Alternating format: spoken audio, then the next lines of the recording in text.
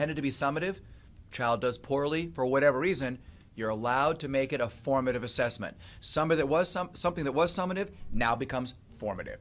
That's actually okay. It's within your prerogative. It has the greatest impact on student achievement, on feedback to the teacher, everything. The whole enterprise of teaching and learning really boils down to that formative assessment. Can kids learn without grades? Yeah. Can they learn without formative assessment and the feedback that comes from it? Not at all. Interestingly enough, national data show that the average kid between 8 and 18 spends 7 hours and 38 minutes a day in front of screens. That does not include the half an hour they spend talking, an hour and a half they spend texting on their phones.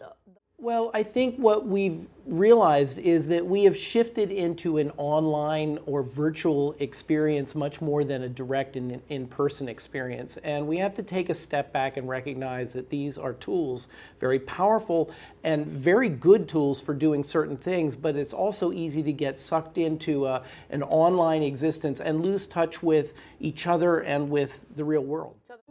You can't put 20, 30 kids in a room and expect them all to learn the same material at the same pace with the same structure. Everybody has their own learning style. Everybody has their own pace.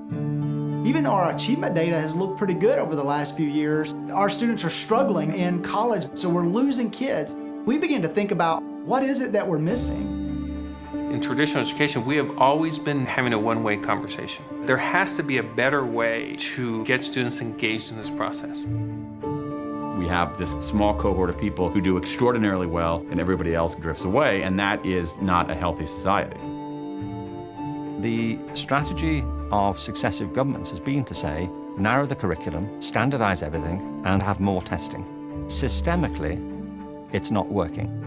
Education has become all about filling in a bubble rather than unlocking human potential. I'm just not learning, I'm just memorizing, and it's really scary.